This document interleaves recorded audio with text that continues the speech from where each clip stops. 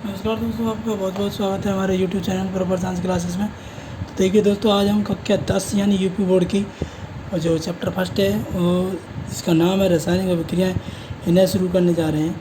तो देखिए दोस्तों, ये रासायनिक अभिक्रिया क्या होती है, सबसे पहले हेडिंग डाल देते हैं, रासायनिक अभिक्रिया।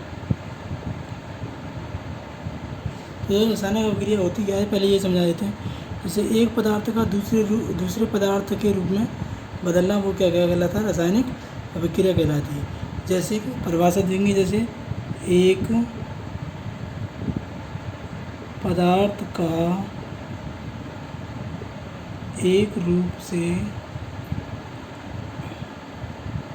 दूसरे रूप में परिवर्तन। तो दोस्तों, एक पदार्थ का एक रूप से दूसरे रूप में परिवर्तन रासायनिक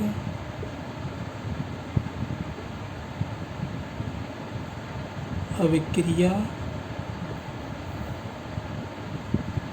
होती है।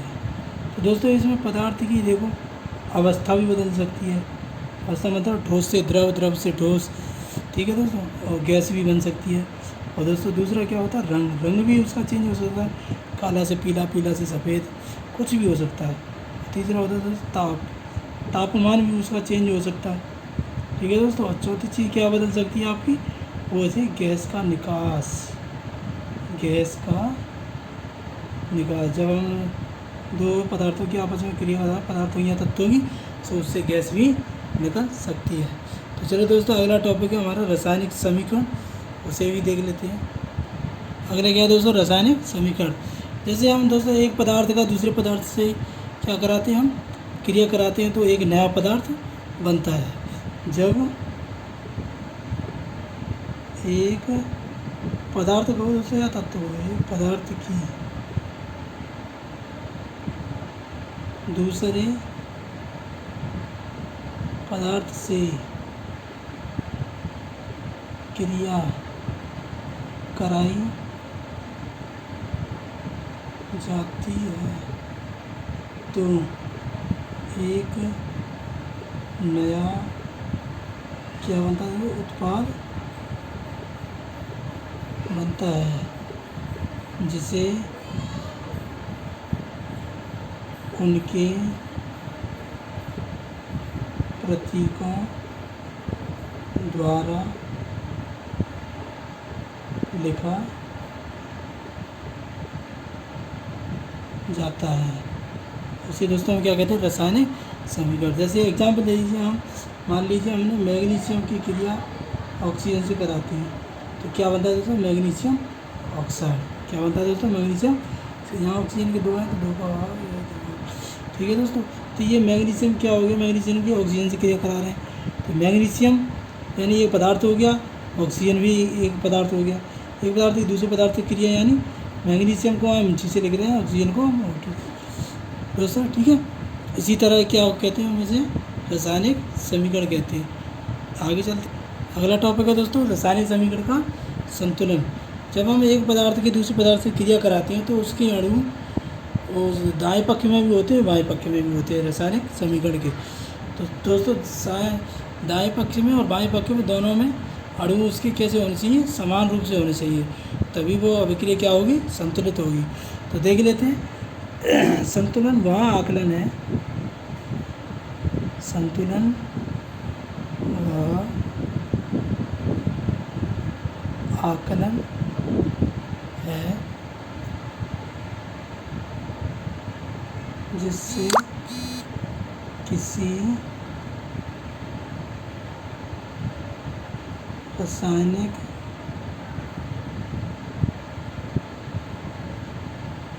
समीकरण के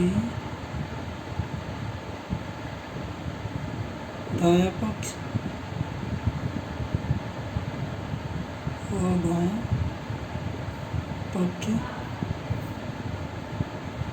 दोनों में प्रत्येक के अणु प्रत्येक पदार्थ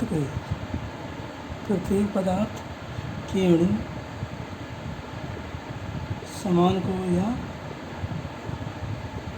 बराबर होने चाहिए। जैसे दोस्तों मैंने पिछली रिएक्शन में Mg की क्रिया कैसे कराई थी O2 से, तो क्या बना था हमारा मैग्नीशियम ऑक्साइड। तो इधर ऑक्सीजन के 2 हैं, इधर हमारा क्या है 1, तो यानी 2 का क्या कर देंगे मल्टीप्लाई, परंतु अब मैग्नीशियम के भी 2 हो गए, इधर 1 है तो अब इधर भी 2 का मल्टीप्लाई कर दीजिए। यही होता है आपका संतुलन करना। चलिए दोस्तों आगे चलते हैं दोस्तों। आगे चौथा क्या है आपका रासायनिक अभिक्रिया। ये क्या होता है दोस्तों, इसमें कई प्रकार की अभिक्रिया आएंगी, जिसमें आपकी सबसे पहली क्या है संयोजन अभिक्रिया। इस संयोजन को दोस्तों ऊष्माक्षेपी भी कहा जाता है। क्या कहा जाता है, ऊष्माक्षेपी अभिक्रिया। तो देखिए जिसमें हेडिंग मतलब परिभाषा क्या आएगी, वह अभिक्रिया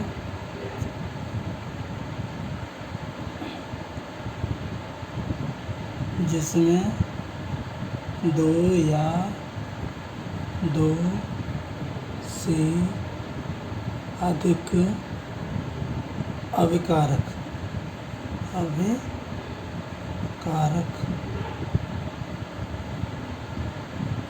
मिलकर एकल मतलब एक उत्पाद बनाते हैं तथा ऊष्मा उत्पन्न होती है। देखिए जैसे आप कार्बन है उसकी क्रिया कैसे करा रहे हैं, मान लो ऑक्सीजन से करा रहे हैं, तो क्या बनेगा दोस्तों CO2। बैलेंस पूरी है, O2 जो है। इसके दोस्तों नाम भी लिख देते हैं, क्या है ये कार्बन, ये क्या है ऑक्सीजन। इसे हम क्या कर रहे हैं आपस में क्रिया करा रहे हैं, तो क्या बनना है कार्बन डाइऑक्साइड।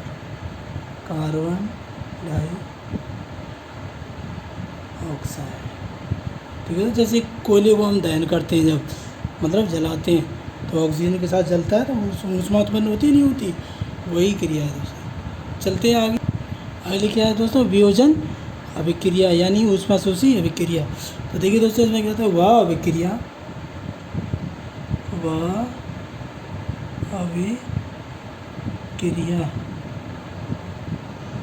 जिसमें एकल पदार्थ 2 या 2 से अधिक भागों में टूट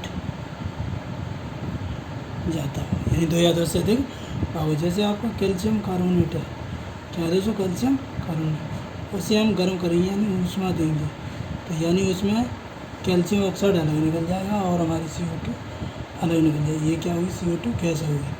ठीक है दोस्तों, ये गैस का एरो दिखाते हैं दोस्तों, यानी ऊपर निकल जाएगी। इसे कहते हैं हम कैल्शियम ऑक्साइड यानी भुजा चूना। क्या कहेंगे दोस्तों, भुजा चूना। और ये होता है दोस्तों अपना चूना पत्थर। क्या होता है दोस्तों, चूना पत्थर। चलते हैं दोस्तों आगे। अगली अभिक्रिया क्या है दोस्तों, आपकी तीसरी विस्थापन अभिक्रिया। ठीक है दोस्तों, ये इसकी परिभाषा देखिए, वह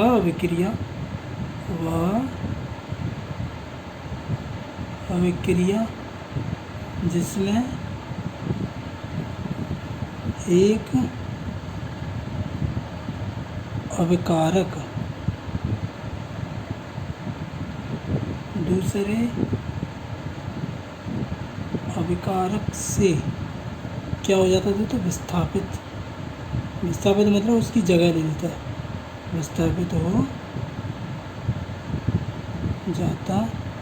इसे हम क्या कहते हैं, विस्थापन अभिक्रिया। जैसे आयरन है, आयरन के लिए हम कॉपर सल्फेट से कराएं, किससे दोस्तों, कॉपर सल्फेट से।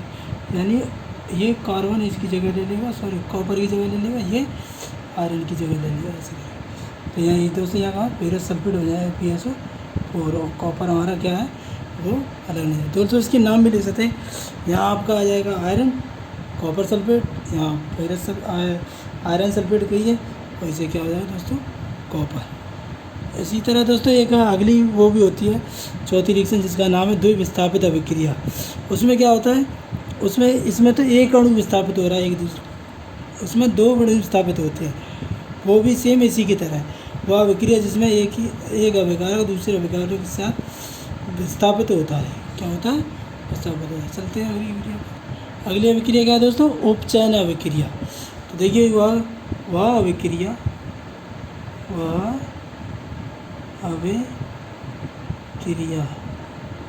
जिसमें किसी पदार्थ के ऑक्सीजन में क्या हो, वृद्धि हो, क्या हो दोस्तों, वृद्धि हो, वो क्या होती है, उपचयन अभिक्रिया होती है। जैसे कॉपर की क्रिया आप O से ऑक्सीजन O2 से करा रहे हो तो क्या बनेगा दोस्तों, कॉपर ऑक्साइड यानी CuO, यानी ऑक्सीजन के 2 होते हैं, 2 यहाँ भी 2 लगा दिए, यानी कॉपर ऑक्साइड।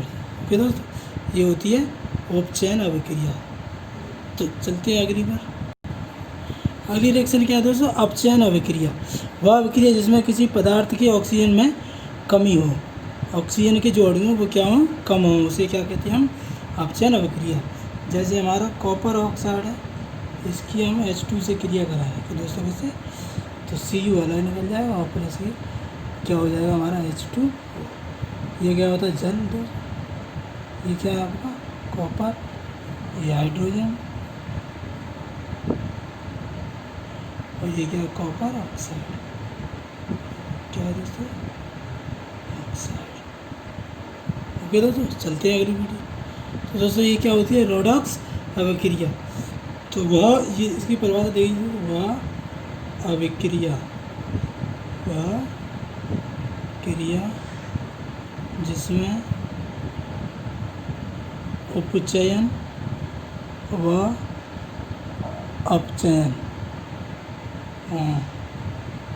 उपचयन और अपचयन दोनों क्रियाएं हों दोस्तों, क्या हों, यानी एक अभिकारक का तो उपचयन होना चाहिए, दूसरे का क्या होना चाहिए, अपचयन।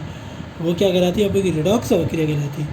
जैसे जिंक ऑक्साइड है, उसी क्रिया आप कार्बन से कराएं तो दोस्तों इसमें बनेगा आपका जिंक अलग बनेगा और एक कार्बन मोनोऑक्साइड अलग। तो आप देख रहे हैं यहाँ कार्बन से कार्बन मोनोऑक्साइड हो गया, यानी ऑक्सीजन संख्या बढ़ रही है, तो क्या हो गया दोस्तों, उपचयन।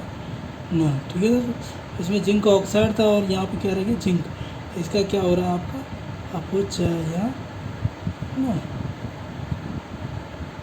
यानी इसमें ऑक्सीजन की कमी हो रही थी। तो ये था दोस्तों हमारा चैप्टर फर्स्ट, जिसमें क्या थी, रासायनिक अभिक्रियाएँ। तो मिलेंगे दोस्तों अगले चैप्टर में, तब तक के लिए बाय बाय। और हमारे YouTube channel proper science classes को लाइक और शेयर कीजिए और सब्सक्राइब भी कर लीजिए।